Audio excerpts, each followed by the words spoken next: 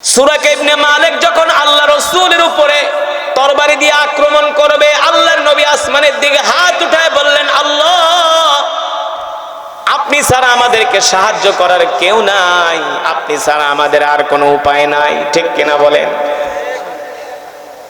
সুরাকা ইবনে মালিক আল্লাহ রাসূলকে যখন ধরার জন্য হাত বাড়ালেন, আল্লাহ তাআলার কি ক্ষমতা! সুরাকা ইবনে মালিকের ঘোড়ার দুইটা ঠ্যাং মাটির ভিতরে ডেবে গেল। সুবহানাল্লাহ বলে। সুরাকা ইবনে মালিকের ঘোড়ার সামনে দুইটা ঠ্যাং কি হলো? দুইটা পা মাটির ভিতরে ডেবে গেল, আর ঘোড়া উঠতে পারে না। ঘোড়া উঠতে না পারলে তো সেও দৌড়াতে পারবে না। পারবে? যখন ঘোড়ার দুইটা পা, সামনের পা মাটির মধ্যে ডেবে গেল, সুরাকা ইবনে মালিক বুঝতেছে এটা কোনো সাধারণ ঘটনা, এটা কোনো সাধারণ ঘটনা না। আমি চাইলে মোহাম্মদকে এক হাত দূরে ছিল ধইরা ফেলতে পারতাম, কিন্তু এই অবস্থায় আমার ঘোড়ার পা যেহেতু মাটির মধ্যে ডেবে গেছে, নিশ্চয় এর মধ্যে কারণ আছে। কারণ হলো মোহাম্মদ দুনিয়ার কোনো সাধারণ মানুষ নয়, মোহাম্মদ হলো আল্লাহর নবী। সুবহানাল্লাহ বলেন। মোহাম্মদ হলো আল্লাহর নবী। কারণ নাইলে এমন কারিশমা, এমন কুদরত আমি আমার নিজের চোখে দেখলাম। এবার আবু জেহেলরা ঘোষণা করলো, এ মক্কার এমন কোন যুবক আছো যে কিনা মুহাম্মদের কল্লাটা যদি এনে দিতে পারো তাহলে তাকে 100 উট দেওয়া হবে। কয়শো? 100 উট দেওয়া হবে। কোন কোন বর্ণনায় আসছে ওলীদ ইবনে মুগিরা বলছে 1000 উট দেওয়া হবে। কয় হাজার? 1000। বিশুদ্ধ মত হলো 100 উট দেওয়া হবে। এই 100 উটের কথা শুনে মক্কার বড় বড় লড়াকুরা তীরন্দাজরা, যারা মক্কার সবচেয়ে বড় বড় যোদ্ধা, তারা আল্লাহ রসুলের কল্লা আনার জন্য তারা পাগল পারা হয়ে গেল। যদি তারা আল্লাহ রসুলের কল্লা এনে দিতে পারে তাহলে সে মক্কার মধ্যে বড় নেতা হবে, তার ক্রেডিট বেড়ে যাবে, তার সম্মান বেড়ে যাবে। নাউজুবিল্লাহ। মক্কার অনেক বড় বড় কুস্তিগিররা, বীরেরা, তারা আল্লাহ রসুলের কল্লা আনার জন্য তারা আল্লাহ রসুলের পিছনে ধাওয়া করা শুরু করলেন। আল্লাহ নবী, বিশ্ব নবী রহমাতুল্লিল আলামিন সাইয়েদনা আবু বকর সহ মক্কা থেকে তারা মদিনার দিকে রওনা করলেন। মক্কা থেকে তীরন্দাজ বাহিনী বের হয়ে গেল, কুস্তিগিরেরা বের হয়ে গেল, যোদ্ধারা বের হয়ে গেল আল্লাহ রসুলের কল্লা আনার জন্য। কিন্তু মক্কার সবচেয়ে বড় সাহসী একজন যোদ্ধা ছিল, তার নাম হলো সুরাকা ইবনে মালিক। নাম কি? সুরাকা ইবনে মালিক। তিনি ছিলেন মক্কার সবচেয়ে বড় সাহসী যোদ্ধা, বীর, পালোয়ান। সুরাকার সামনে এসে দাঁড়ানোর মতো কোনো পালোয়ান, কোনো বীর মক্কার জমিনে ছিল না। এই সুরাকা মক্কাবাসীদেরকে বলল, শোনো, তোমরা যদি কেউ মুহাম্মদের কল্লা আনতে না পারো, আমি সুরাকা খালি হাতে ফিরবো না। নাউজুবিল্লাহ। আমি মুহাম্মদের কল্লা এনে কাবার চত্বরে রাখবো, তোমরা সবাই দেখবে। নাউজুবিল্লাহ। আল্লাহ বলে আয়। আল্লাহ তাআলা বলে আয়। কোন মানুষের মৃত্যুর পরিকল্পনা জমিনে হয় না, মৃত্যুর পরিকল্পনা হয় কোথায়? আসমানে। কোথায়? ঠিক কিনা বলেন? আল্লাহ বলে আয়। আর আমার রবের পরিকল্পনাই হলো উত্তম পরিকল্পনা। আপনি একটা মানুষের ক্ষতি করার জন্য চেষ্টা করছেন, আপনি তার একটা পশমও ছিঁড়তে পারবেন না যদি রব তার পক্ষে থাকে। আর রব যদি পক্ষে না থাকেন, পৃথিবীর কোনো শক্তি বাঁচাতে, এটার নাম হলো ঈমান। এটার নাম কি? ঈমান। এই কারণে যুবকেরা, মা বোনেরা, বাবারা সব সময় এই দৃঢ় বিশ্বাস এই দিলের মধ্যে রাখবেন যে আমি একজনের গোলাম, আমার রব যদি আমার পক্ষে থাকে, পৃথিবীর কেউ আমার কোনো ক্ষতি করতে পারবে না। ঠিক কিনা বলেন? হাসবুনাল্লাহু ওয়া নি'মাল ওয়াকিল, নি'মাল মাওলা ওয়া নি'মান নাসির। আমার রব যদি আমার পক্ষে থাকে, আমার রবই আমার জন্য যথেষ্ট। আল্লাহু আকবার। আল্লাহর নবী পৃথিবীর কোন মানুষের উপরে ভরসা করেন নাই, ভরসা করেছেন কার উপরে? জোরে বলেন। সুরাকা ইবনে মালিক লোহার তরবারি নিয়া, তীর নিয়া, ঘোড়া নিয়া আল্লাহ রসুলের পিছনে আল্লাহ রসুলকে ধাওয়া করছেন। আল্লাহ রসুলকে ধাওয়া করছেন। ধাওয়া করতে করতে একেবারে আল্লাহ রসুলের কাছে চলে গিয়েছেন। মাত্র এক হাত বাকি আছে। কয় হাত? সাথে সাইয়েদনা আবু বকর ভয়ে থরথর করে কাঁপতেছে। সাইয়েদনা আবু বকরের ঘাম বের হয়ে গেছে। এক হাত বাকি আছে। আর সুরাকা ইবনে মালিক যে কত বড় জিদি মানুষ, কত বড় বদমেজাজি মানুষ, এটা সাইয়েদনা আবু বকর জানে। তিনি ভেবেছিলেন সুরাকা ইবনে মালিক তো আমাদেরকে ধরে ফেলছে, আমরা শেষ। দেখেন আমার রসুলের ঈমান, আমার রসুলের আল্লাহ তাআলার প্রতি কেমন ভরসা, কেমন বিশ্বাস।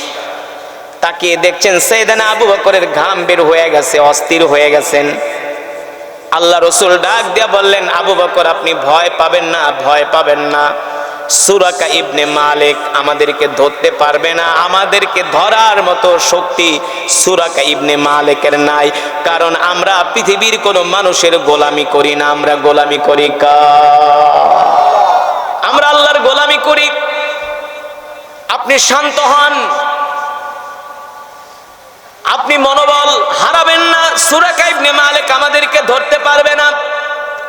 কিন্তু সুরাকা ইবনে মালিক খুশিতে আত্মহারা, বলে 100 উট তো পাইয়াই গেছি, মোহাম্মদকে ধইরা ফেলাইছি। আল্লাহ বলে পারবি না, পারবি না, ধইরা ফেলাইছস, কিন্তু আমি আল্লাহ চাইলে হাত থেকে পিছলে যাবে, ধইরা রাখার ক্ষমতা নাই। ঠিক কিনা বলে?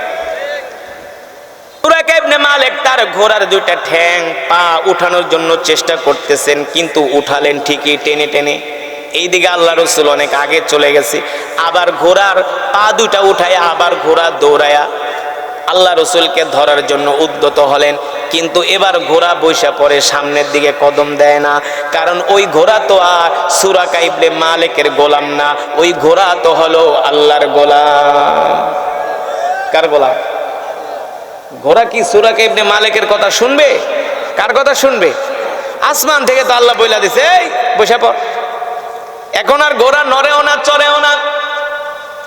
সুরাকা ইবনে মালিক বলে, আমি মুহাম্মাদের কল্যাণ নিব তো দূরের কথা, এখন তো মুহাম্মাদই আমারে শেষ করে দিব। কারণ আমি একা, মুহাম্মদ আর আবু বকর। তার মানে আর আল্লাহ রসুলের গায়ে 100 যুবকের শক্তি ছিল। কয়শো যুবকের? আমগো শরীরে যদি 10 জনের শক্তিও থাকতো, প্রতিদিন মনে হয় শ্যামনগর যায় মারামারি করতো, কালীগঞ্জ যায় মারামারি করতো। হ্যাঁ, আমগো গায়ে যদি শক্তি থাকতো ওরকম, মানুষকে কোনো কেয়ারই করতো না, ডোন্ট কেয়ার। অথচ আল্লাহ রসুলের গায়ে 100 যুবকের শক্তি ছিল। আল্লাহু আকবার। সুরাকা ইবনে মালিক মনে মনে ভাবে, এখন আমি মুহাম্মাদের কল্যাণ নিব তো দূরের কথা, সেই তো আমাকে এখন কুপকাত করে দিবে। সুরাকা ইবনে মালিক থরথর করে কাঁপছে। আল্লাহ রসুল বললেন, সুরাকা ইবনে মালিক ভয় পাও না, দাঁড়াও। আল্লাহ রসুল সুরাকা ইবনে মালিকের কাছে আসলেন। আয়েশা বললেন, শোনো, তুমি তো আমাকে ধরার জন্য অনেক চেষ্টা করলে, কেন ধরতে পারলে না? সুরাকা ইবনে মালিক বলে, মুহাম্মদ, আমি 100 উটের আশায়, 100 ঘোড়ার আশায় আমি মক্কা থেকে বের হয়েছিলাম তোমার কল্লা নিয়ে, মক্কার মানুষের সামনে হাজির। তোমার কল্লা তো দূরের কথা, এখন তো দেখছি আমার কল্লায় যায় অবস্থা। আল্লাহ রসুল বলল, সুরাকা ইবনে মালিক, এই অবস্থায় তোমার কি মনে হয়? সুরাকা ইবনে মালিক বলে, মুহাম্মদ, আমি সাক্ষী দিচ্ছি আপনি দুনিয়ার কোন সাধারণ মানুষ নন, আপনি হলেন আল্লাহর নবী, আপনি হলেন আল্লাহর নবী। আর আপনি যে কোরআন পড়েন, আপনার কোরআন তেলাওয়াত আমার কাছে এত ভালো লাগে, আমিও কিন্তু শুনতে যাই। সুবহানাল্লাহ। তা শুনতে যাও, আমার কল্যাণীতে আসছো কেন? বলে 100 উটের আশায়, ঘোড়ার আশায় আসছি, আর নিজেকে অনেক বড় বীর দাবি করব, এই জন্য আসছি। আল্লাহ রসুল বলে, সুরাকা ইবনে মালিক, এখন বলো তুমি কি করতে চাও? সুরাকা ইবনে মালিক বলে, ওগো আল্লাহর পয়গম্বর, আপনি আমাকে যেটা নির্দেশ দিবেন আমি সেটাই করতে চাই। আল্লাহ রসুল বললেন, সুরাকা ইবনে মালিক, তুমি এই মুহূর্তে কালেমা পড়ে মুসলমান হয়ে যাও। সুবহানাল্লাহ বলবেন, আর জোরে বলেন সুবহানাল্লাহ। সুরাকা ইবনে মালিক কালেমা পড়ে মুসলমান হয়ে গেলেন। সুবহানাল্লাহ বলেন। এখন তো আর সুরাকা ইবনে মালিক কাফেরদের পক্ষে নাই, এখন তো সুরাকা ইবনে মালিক মুসলমানের পক্ষে, ঠিক কিনা বলে? আল্লাহ রাসূল সুরাকা ইবনে মালিকের হাত ধরে বললেন, সুরাকা ইবনে মালিক, আপনি আমার কল্লা কাটার জন্য আসছেন? ও সুরাকা ইবনে মালিক, তুমি আমার কল্লা কাটার জন্য এসছো, কিন্তু শোনো, তুমি আমার কল্লা কাটলে আর কি পাইতা? 100 উট না পাইতা, অথবা 100 ঘোড়া পাইতা, কিন্তু এর চাইতে আমি তোমাকে আরো বড় পুরস্কারের কথা ঘোষণা করে যাচ্ছি। সুবহানাল্লাহ বলেন। আল্লাহ রাসূলের জবানের কথা কোনোদিন মিথ্যা হতে পারে? পারে? আল্লাহ রাসূল বলে, শোনো, তুমি আমার কল্লা কাটলে আর কি পাইতা? 100 উট নালে 100 ঘোড়া, এর চেয়ে বেশি কিছু না। কিন্তু শোনো, এ সুরাকা ইবনে মালিক, এমন একদিন আসবে, এমন একদিন আসবে, পারস্যের বাদশাদের রাজমুকুট তোমার মাথায় পরানো হবে। পারস্যের বাদশার রাজমুকুট তোমার মাথায় পরানো হবে, হীরা খচিত মুকুট তোমার মাথায় পরানো হবে। সুরাকা ইবনে মালিক এই কথা শোনার পরে সুরাকা ইবনে মালিক অবাক হয়ে যায়, বলে কি? এমন একজন মানুষ যার মক্কায় কোনো সাথী নাই, সঙ্গী নাই, একা দুর্বল, কারণ মক্কায় তো আল্লাহ রাসূলের কোনো সাথী সঙ্গী একমাত্র সাইয়েদনা আবু বকর ছাড়া, ঠিক কিনা বলেন? রাদিয়াল্লাহু তাআলা আনহু ছাড়া আল্লাহ রাসূলের কোনো সাথী সঙ্গী ছিল না।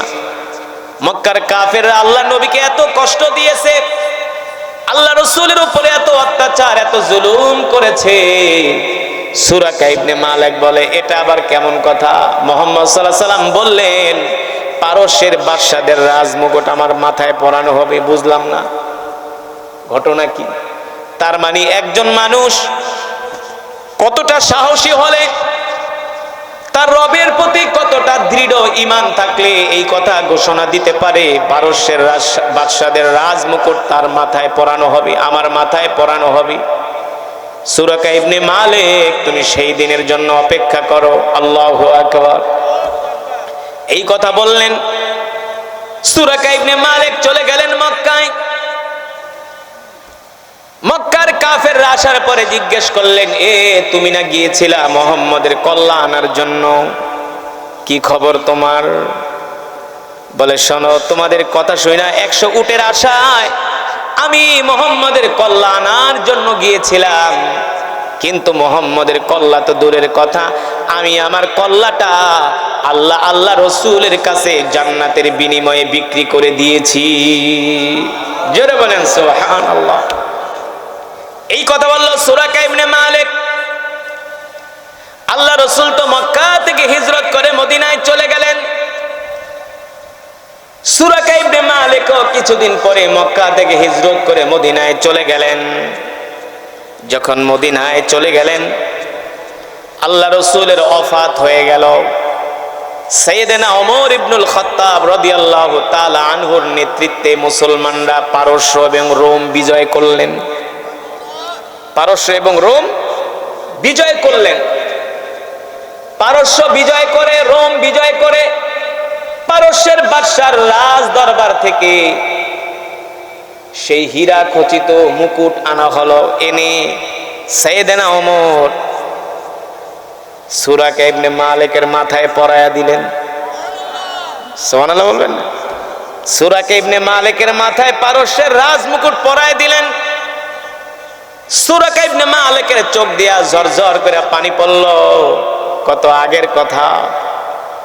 সাহাবীরা জিজ্ঞেস করে, লিমা তাবকিয়া সুরাকা ইবনে মালিক, ও তুমি কান্না করছো কেন? বলে, শোনো, আমি একদিন গিয়েছিলাম আল্লাহ রাসূলের কল্লা কাটার জন্য, কিন্তু সেই দিন আল্লাহ নবীর ব্যবহার দেখে, আচরণ দেখে, আখলাক দেখে, চরিত্র দেখে, ভদ্রতা দেখে, তার মায়া মহব্বত ভালোবাসা দেখে, ইসলামের সৌন্দর্য দেখে আমি সেই দিন কালেমা পড়ে মুসলমান হয়ে গিয়েছিলাম। বিশ্বনবী আমাকে বলেছিলেন, সুরাকা, তুমি আমাকে হত্যা করলে, আমাকে দুনিয়ার জমিন থেকে বিদায় করে দিলে হয়তোবা তুমি আমার কল্লাটা নিতা, কিন্তু শোনো, আজকে আমি তোমাকে এমন একটা সুসংবাদ দিয়ে যাই, এক তো তুমি আমার হাতে হাত রেখে কালেমা পড়ে মুসলমান হওয়ার কারণে ঈমানের দৌলত পেয়েছো, জান্নাত পাবে, জাহান্নাম থেকে মুক্তি পাবে। শুধু এখানেই শেষ নয়, তুমি আমাকে হত্যা করলে 100 উট পেতে কিংবা 100 ঘোড়া পেতে, কিন্তু এমন একটা দিন আসবে ওই পারস্যের বাদশাদের রাজ মুকুট আল্লাহ তোমার মাথায় পরাবি। কিন্তু বিশ্ব নবীর সেই ভবিষ্যৎবাণী আজকে সত্য হয়েছে, এই কারণে সেই কথা মনে করে আমার চোখ দিয়া ঝরঝর করে পানি পড়তেছে। আল্লাহু আকবার। মুসলমান, সেই নবীর উম্মত আমরা, সেই রসুলের উম্মত আমরা। খুশি নাকি বেজা? জোরে বলেন, খুশি নাকি বেজা? আল্লাহ রাব্বুল আলামিন কোরআনুল কারীমের মধ্যে সেই কথাই বলেছেন, লাকাদ কানা লাকুম ফি রাসূলিল্লাহি উসওয়াতুন হাসানাহ। নবী আপনার আদর্শ হলো উত্তম আদর্শ, কিন্তু আমরা সেই নবীর উম্মত।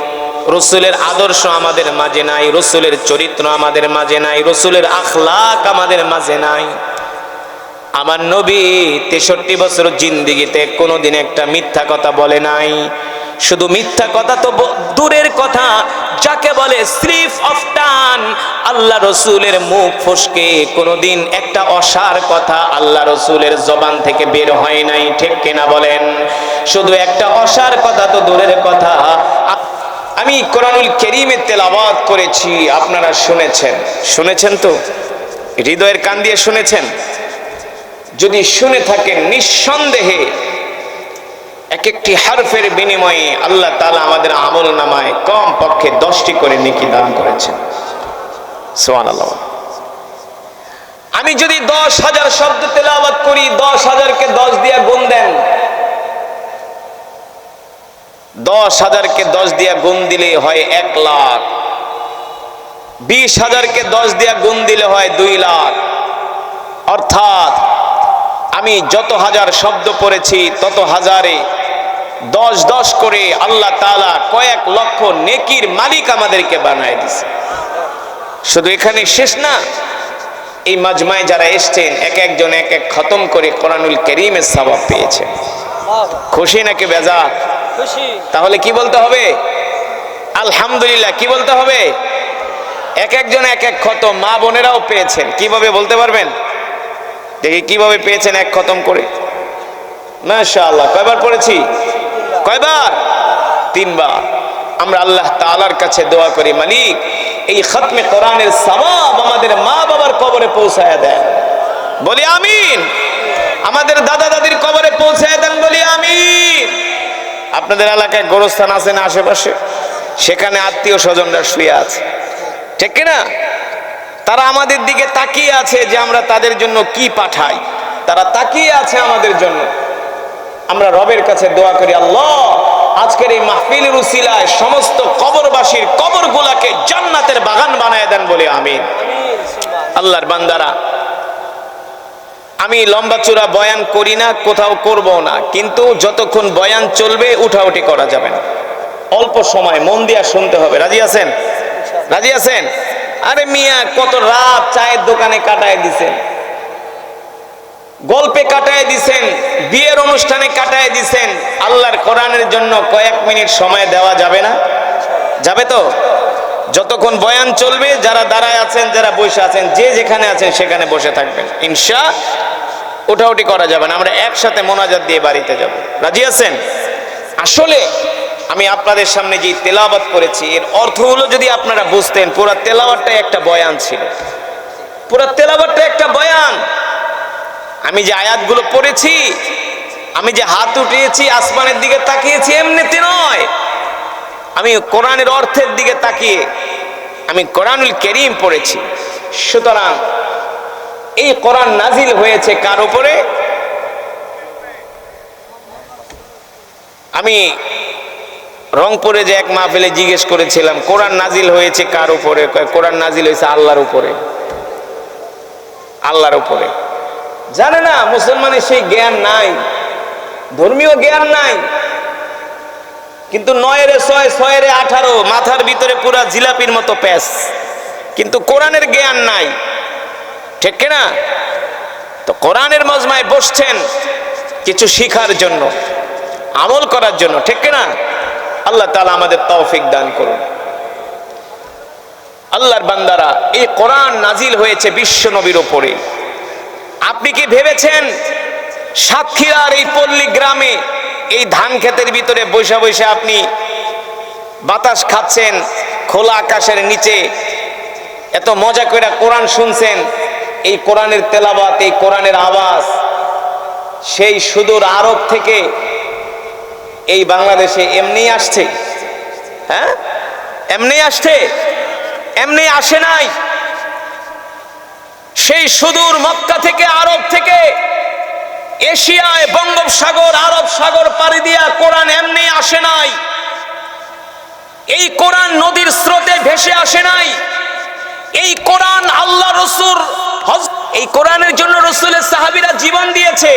এই কোরআনের জন্য, এই কোরআন শোনার জন্য হযরত বেলালকে উত্তপ্ত মরুভূমির মধ্যে চিৎ করে শোয়া বেলালের বুকের উপরে 40 কেজি ওজনের পাথর দিয়া চাপা দেয়া হয়েছে। লোহার রড গরম করে করে হযরত বেলালকে সাকা দেওয়া হয়েছে, আর বলছে, বল মুহাম্মাদের কোরআন শুনতে যাবি না? হযরত বেলাল বলছে, শোনো, উমাইয়া ইবনে খালফ যত মারো, মারতে পারো, মারতে মারতে বেলালকে শহীদ করবে। আল্লাহ রাসূলের জবানে কোরআন শোনা থেকে এক চুল পরিমাণ আমাকে বিরত রাখতে পারবে না। আর সেই কোরআনের মাহফিলে বসে বাদাম খান। আফসোস।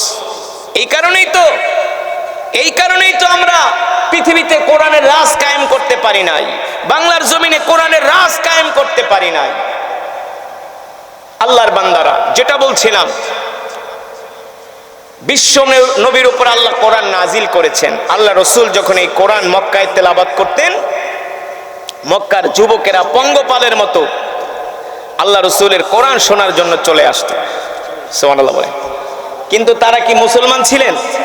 হ্যাঁ, সব ছিলেন কাফের, সব কাফের ছিলেন। বিশ্বনবী রাহমাতুল লিল আলামিন, ইমামুল আম্বিয়া, সাইয়্যিদুল মুরসালিন, খাতামুন নবিয়্যিন, নবী আযম, নবী আকরাম, যে নবীর সম্বন্ধে আল্লাহ তাআলা কোরআনুল কারীমের মধ্যে বলছেন, ওয়ামা আরসালনাকা ইল্লা রাহমাতাল লিল আলামিন।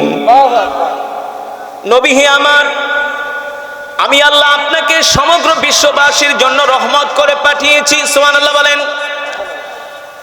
আল্লাহ তাআলা কোরআনুল কারীমের মধ্যে বলছেন, ইন্নাকা লাআলা খুলুকিন আযীম। নবী হে আমার, আপনার চরিত্র হলো সর্বশ্রেষ্ঠ চরিত্র, আর আপনি হলেন সর্বশ্রেষ্ঠ চরিত্রের উপরে প্রতিষ্ঠিত। আমার নবী ছিলেন জীবন্ত কোরআন, ঠিক কিনা বলেন? সেই নবী রাহমাতুল লিল আলামিন কাবার চত্বরে কোরআন পড়ে মক্কার যুবকেরা পঙ্গপালের মতো দল বেঁধে বেঁধে আল্লাহ রাসূলের জবানে কোরআন শোনে। এই দৃশ্যটা আবু জেহেলদের কাছে পছন্দ হলো না। আবু লাহাব, উতবা, শাইবা, ওলীদ ইবনে মুগীরা, আবু সুফিয়ানদের কাছে এই দৃশ্যটা পছন্দ হলো না। তারা দেখে, তারা তাদের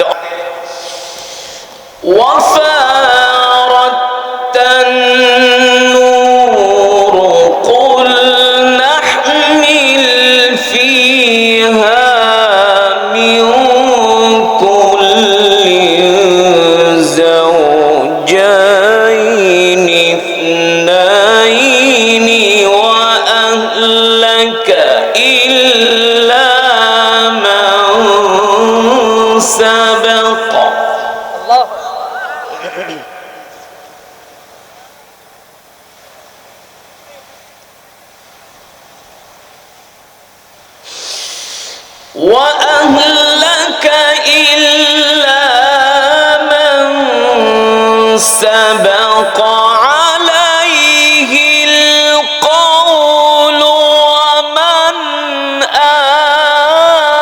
آمن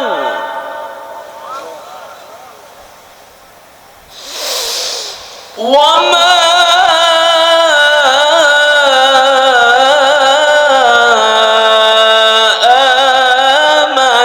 معه إلا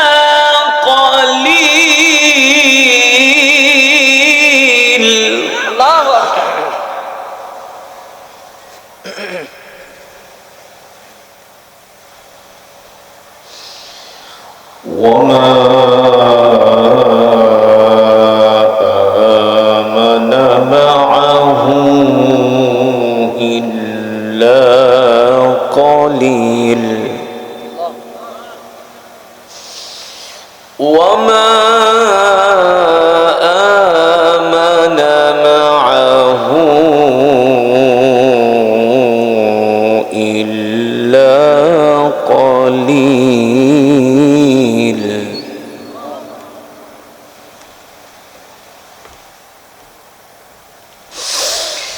وقال اركبوا فيها بسم الله مجريها ومرساها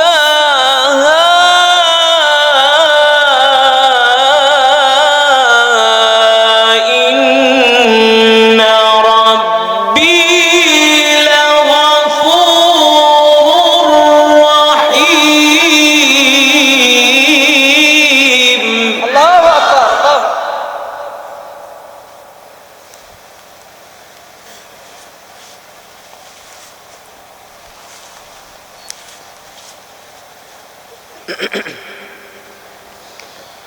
وقال اركبوا فيها بسم الله مجريها ومرساها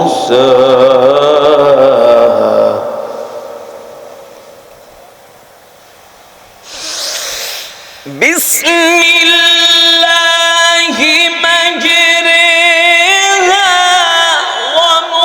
ومرساها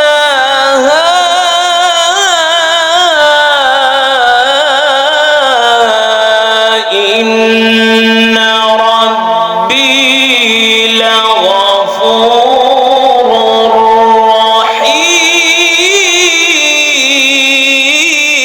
رحيم. الله أكبر.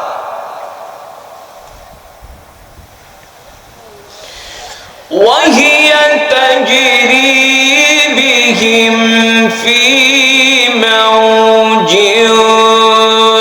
كالجبال ونادى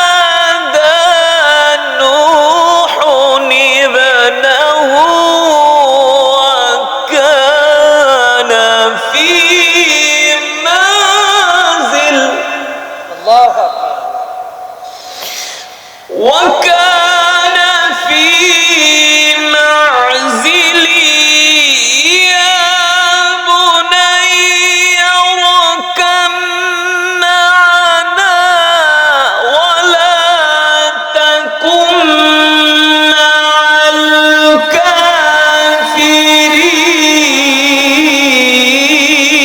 الكافرين. وكان في معزل يا بني اركب معنا ولا تكن مع الكافرين.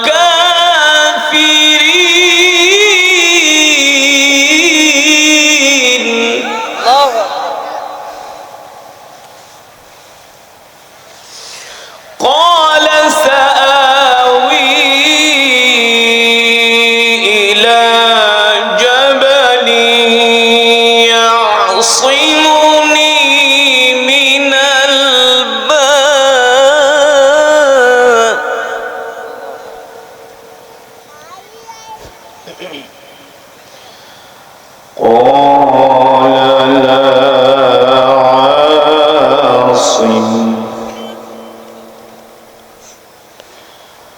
قال لا عاصم اليوم من أمر الله إلا من رحم.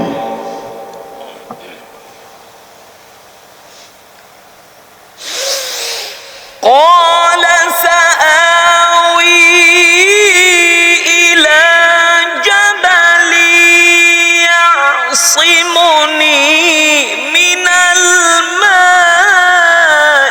قال لا عاصم اليوم من أمر الله إلا من رحم وحال بينهما الموج فكان من المغرقين. الله أكبر.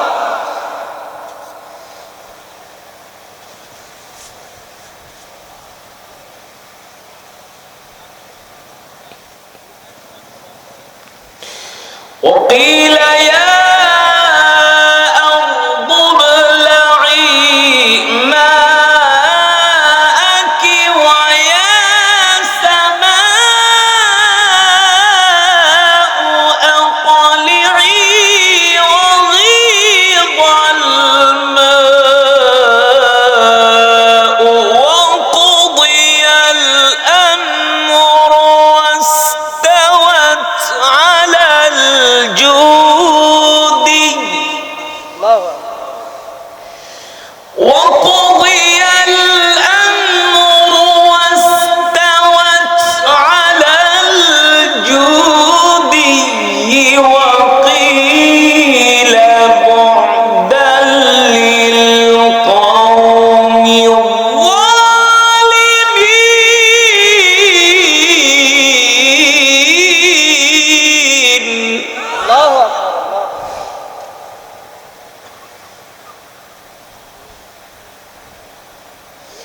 ونادى نوح ربه فقال رب إن ابني من أهلي وإن وعدك الحق.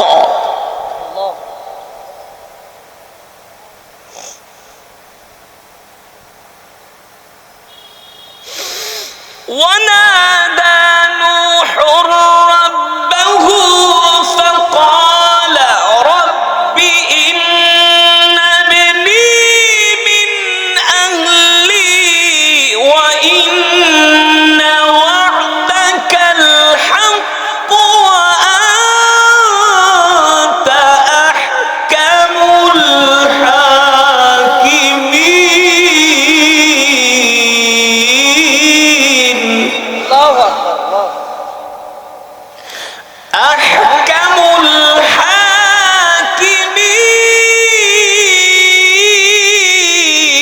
الحاكمين. أحكم الحاكمين.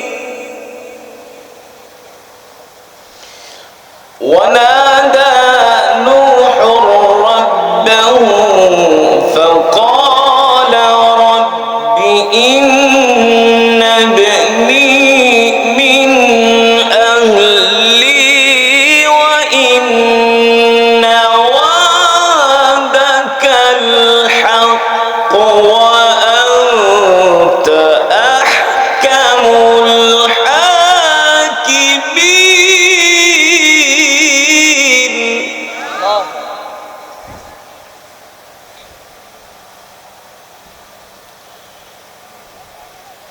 وإن وعدك الحق وأنت أحكم الحاكمين. الله أكبر ولله الحمد. بسم الله الرحمن الرحيم. قل هو الله.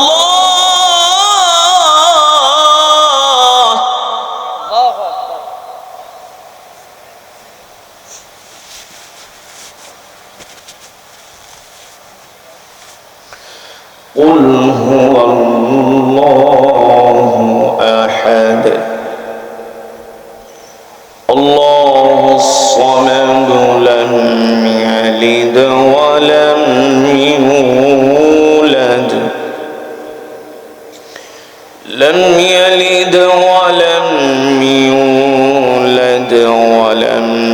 يكن له كفوا أحد بسم الله الرحمن الرحيم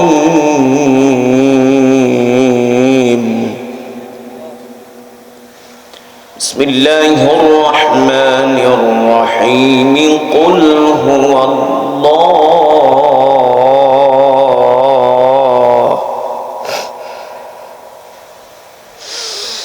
قل هو الله أحد الله الصمد لم يلد ولم يولد ولم يكن له كفوا أحد بسم الله الرحمن الرحيم قل هو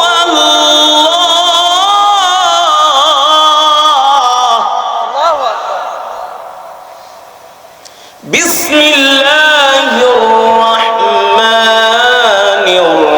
الرحيم قل هو الله أحد الله الصمد لم يلد ولم يولد ولم يكن له